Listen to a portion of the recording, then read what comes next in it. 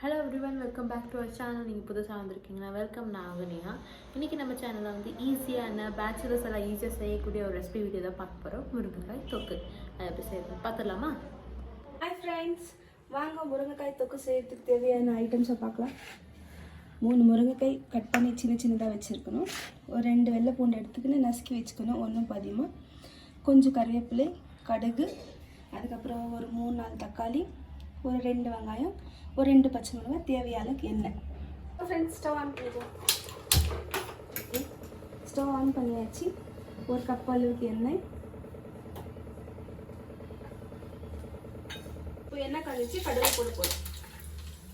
இப்போ இடிச்ச பூண்டு, கருவேப்பிலை,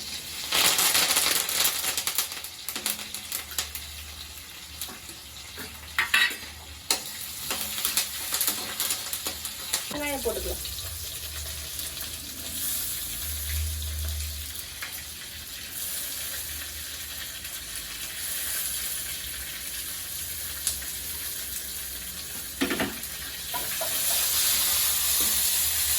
வெங்காயம் கொஞ்சம் சிவக்கணும்னா கொஞ்சோண்டு கல்லுப்பு போட்டுக்கோங்க, உங்களுக்கு தேவையான அளவுக்கு. அப்புறமா பார்த்து போட்டுக்கோங்க. கொஞ்சம் பெருங்காயத்தூள் போட்டுக்கலாம். வாங்க இப்போ பச்சை மிளகாய் போட்டுக்கலாம். ஓகே, இந்த அளவுக்கு சேர்ந்துட்டு இருக்குது. அதுக்கப்புறம் தக்காளி ஆட் பண்ணு.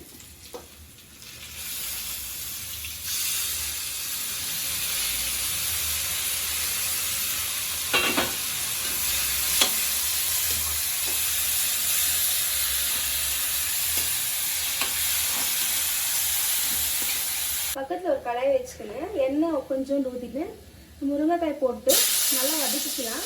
நான் எதுக்கு இப்போ பண்ணுறேன்னா, நீங்கள் ஸ்டார்டிங்கே பண்ணலாம். நான் இப்போ எதுக்கு பண்ணுறேன்னா, கிறிஸ்பி ஃப்ரை ஒரு காரணத்துக்கு தான் நான் இப்போ பண்ணியிருக்கேன். கொஞ்சோண்டு தண்ணி ஊற்றிக்கலாம். ஒரு சும்மா கொஞ்சோண்டு அவ்வளோ.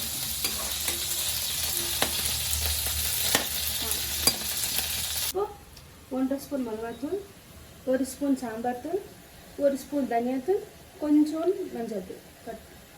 பாருங்கள் ஃப்ரெண்ட்ஸ், இந்த மாதிரி கொஞ்சம் எண்ணெய் கொஞ்சம் மேலே மெதுங்கி வரும்.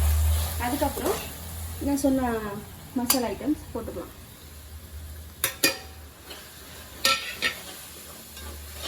கொஞ்சம் தண்ணி ஊற்றிக்கலாம். தேவையான அளவுக்கு தண்ணி, தேவையான அளவுக்கு கொஞ்சம் தண்ணி ஊற்றிக்கணும். முருங்கைக்காய் போட்டுக்கலாம்.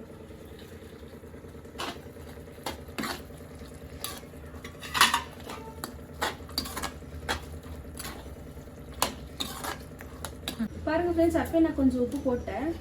இப்போ இன்னும் கொஞ்சம் உப்பு தேவையாக இருக்குது இதுக்கு, அதனால இப்போ நான் கொஞ்சம் போட்டேன்.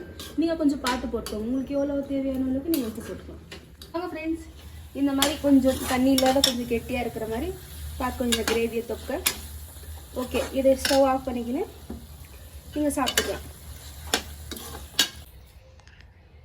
பாருங்கம்மா எப்படி இருக்குது டேஸ்ட்டு இன்னைக்கு பண்ண முருங்கைக்காய் தொக்கு. ஓகே, பார்த்துடுவோம்.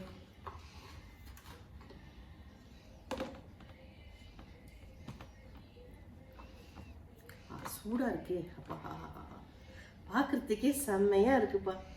முருங்காய் கூட நல்லா வெந்துக்குது, சூப்பராக வெந்துக்குது. சூடாக இருக்குது, நல்லா இருக்குது, சாஃப்டாக வெந்துக்குது. நல்ல நெய் மாதிரி இருக்குது முருங்காய், சூப்பராக அப்படியே